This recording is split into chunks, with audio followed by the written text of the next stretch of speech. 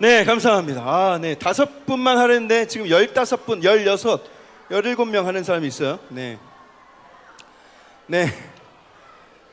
자, 감사합니다.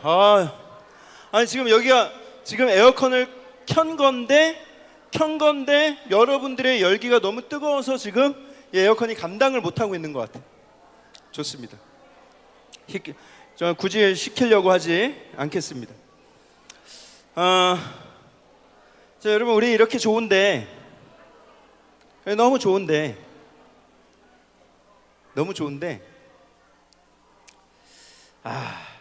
이제 우리가 수련회 이제 막 적응해 가고 있는데, 예, 이제 막 녹아들려고 하고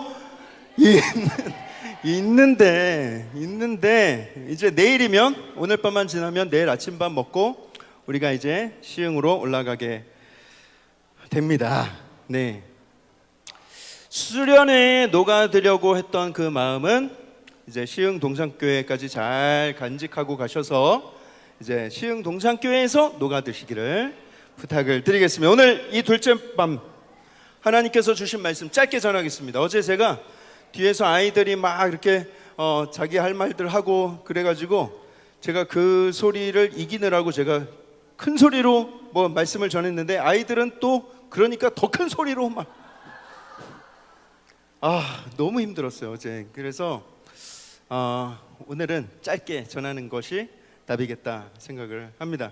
오늘 저녁에는 우리가 시편 23편 마지막 장면 우리 함께 보도록 하겠습니다. 5절과 6절 말씀 함께 읽겠습니다. 시작. 주께서 내 원수의 목전에서 내게 상을 차려주시고 기름을 내 머리에 부으셨으니 내 잔이 넘치나이다. 내 평생의 선하심과 인자하심이 반드시 나를 따르리니 내가 여호와의 집에 영원히 살리로다. 아멘. 네, 오늘 이 시편 23편은 이렇게 5절과 6절 이렇게 마지막으로 끝이 납니다. 이 시의 마지막 장면이 우리를 어디로 데려가는가? 우리를 식탁 앞으로 데려갑니다. 식탁. 절묘하죠? 이 시편 23편의 마지막 장면도 식탁이고, 그리고 우리가 조금 있다가 뭘 해요?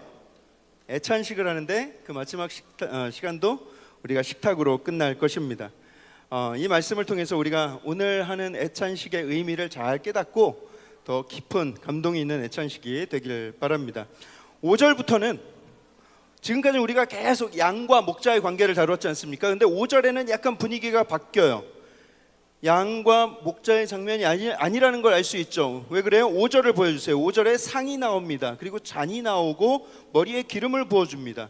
여러분, 양이 푸른 풀밭에 식탁 깔아놓고 뭐 잔을 받을 수 있겠습니까? 그렇게 못하겠죠. 이제 그림이 바뀐 거예요. 어떻게 바뀌는가? 이제 목자이셨던 하나님은 우리를 맞이해 주시는 주인으로 바뀌고, 또 양이었던 다윗은 이제 초대받은 손님이 되는 것입니다. 주인 되시는 예수님께서 들어오라고, 하나님께서 들어오라고 하시는 거예요. 잠깐 앉거라.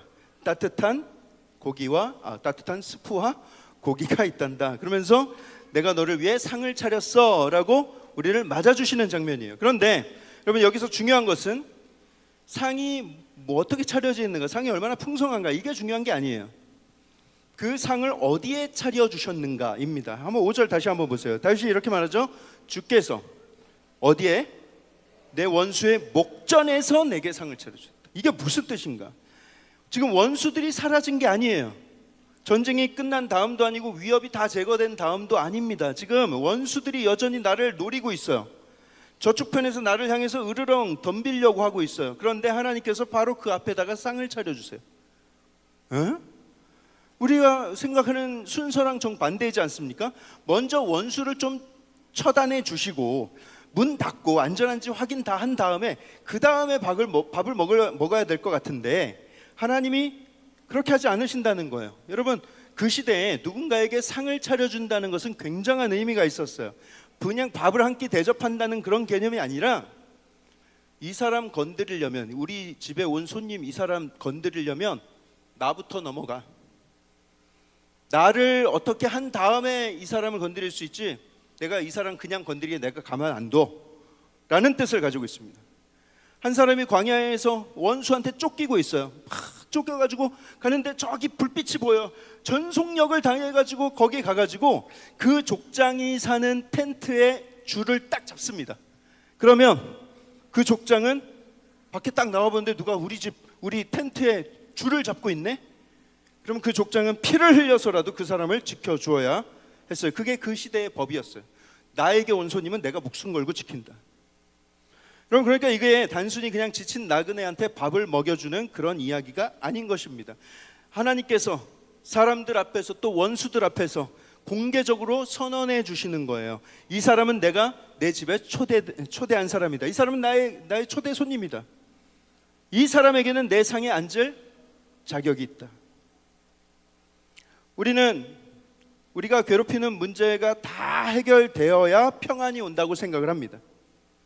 하지만 평안은 원수가 한 명도 없이 다 사라진 상태가 아니라 원수가 보고 있음에도 불구하고 하나님께서 마련하신 식탁이 있는 상태, 하나님이 나를 지켜주시는 상태, 그것이 평안인 거예요. 이 세상은 계속해서 나를 공격할 것입니다. 넌 자격 없어. 너 실패자잖아. 너 지금도 계속 죄를 짓고 있잖아. 네 과거를 봐. 네가 뭐 되겠니? 네가 일어서겠다고?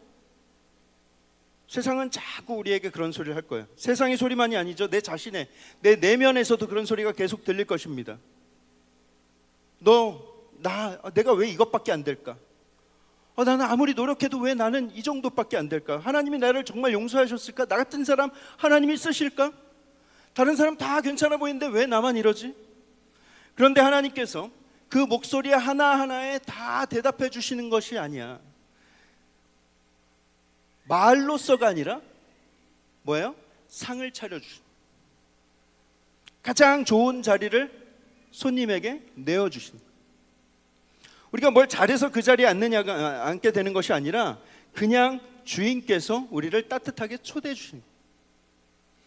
원수는 그 자리에 앉아있는 나를 보면서 분통처져 하면서도 아무것도 할 수가 없어요. 그 집은 능력 많으신 하나님의 집이니까. 아까 우리 하나님의 집 이야기 나눴지 않습니까? 여러분, 우리의 신분은 원수가 우리를 뭘로 부르냐 이게 중요한 게 아니에요. 그걸로 결정나는 게 아니에요. 우리의 정체성은 주님이 우리를 무엇으로 부르셨느냐, 이것이 우리의 정체성이 되는 것입니다. 다윗이 이어서 고백하죠. 6절을 보여주시면, 내 평생의 선하심과 인자하심이 반드시 나를 따르리니. 여기에서 인자하심은 우리가 잘 아는 단어 헤세드라는 단어입니다. 하나님의 따뜻한 자비, 사랑, 그 케어, 그 모든 의미를 한꺼번에 담고 있는 단어가 이 헤세드라는 단어예요. 인자하심.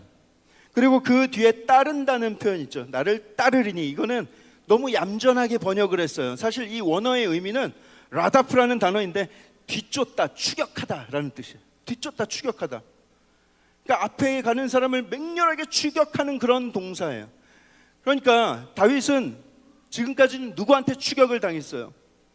사울한테 추격을 당하고 원수들한테 쫓기고, 심지어 나중에는 아들 압살롬의 반란이 일어나서 아들한테 쫓겨가지고 도망쳐야 됐습니다.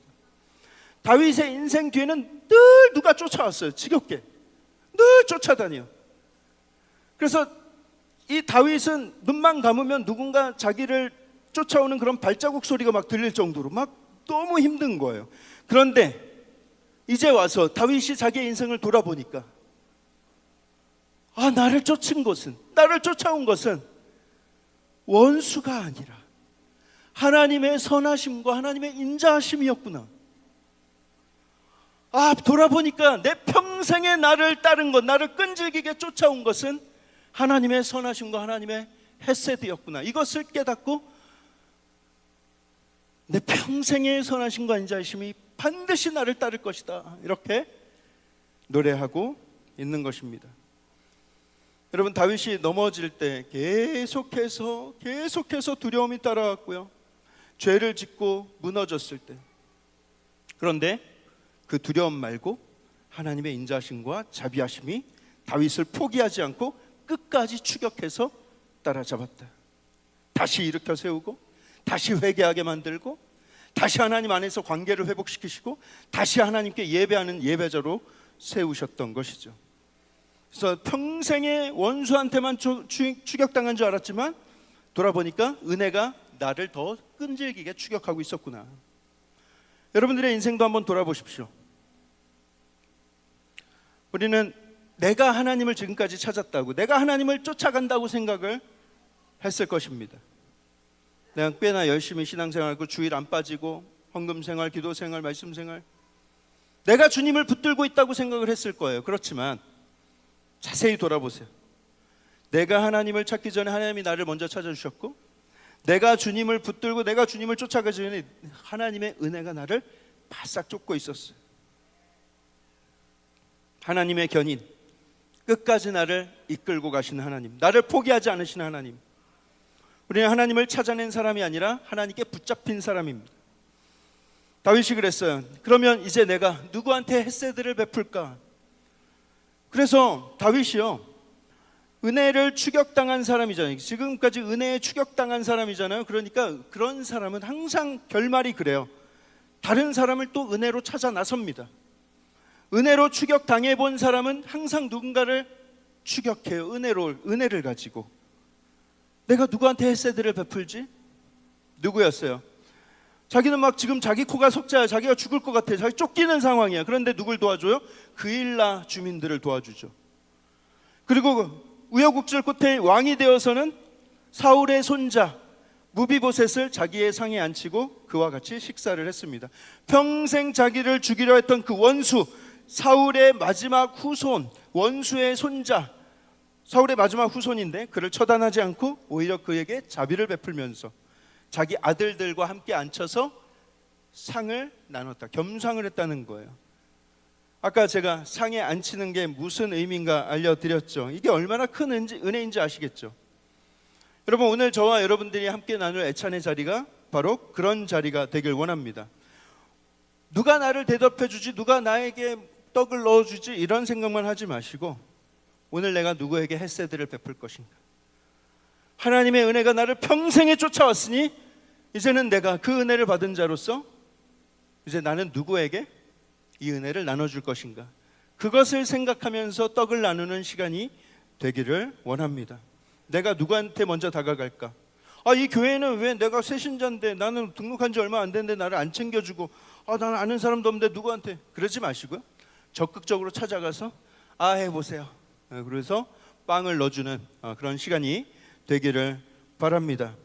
23편, 시편 23편은 이렇게 끝납니다. 6절 보여주세요.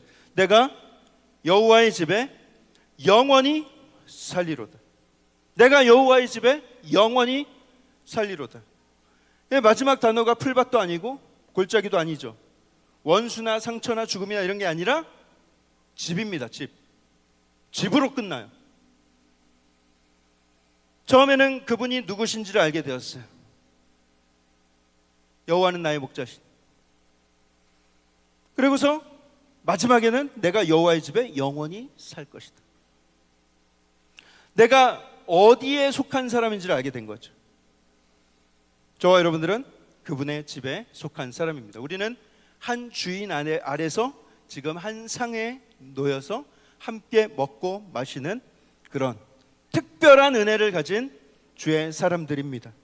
그러니 여러분, 이 애찬식이 그냥 우리가 그냥 수련의 마지막 날은 보통 애찬식하고 끝내잖아, 이게 아니라 정말 이런 의미를 담아서 우리가 한 주인, 우리의 목자 되신 나를 지켜주시는 그 주인께서 나에게 상을 펼쳐놓고, 맞아요, 우리가 돌아가면 또 원수들이 있고 또 해야 될 일들이 있고 또 스트레스가 있고 삶의 문제들이 있을 거예요. 하지만 그 앞에 상을 펼쳐놓으신 하나님, 우리에게 큰 은혜를 베푸실 것입니다.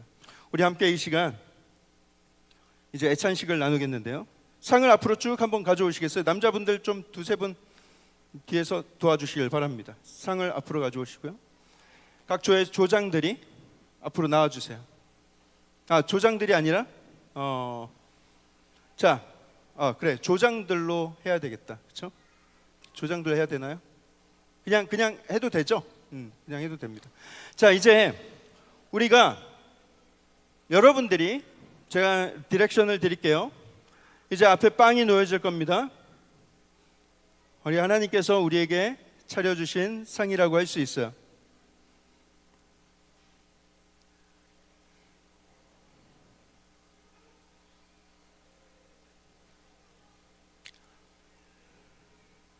여러분, 오늘은 이 자리는 성찬식은 아닙니다. 그래서 아이들까지 다 우리가 함께 참여하게 될 거예요. 그래서 성찬식, 우리 예수님의 살과 피를 먹는 그런 자리가 아니라 우리는 예수님께서, 하나님께서 우리에게 베푸신 상을 나누는 그런 자리, 그 유대 문화의 떡과 포도주를 나누는 그런 문화를 우리 함께 나누도록 할 것입니다. 컵을 쫙 가져다 주시고요. 자, 그리고 이제 앞에 나와서 여러분들이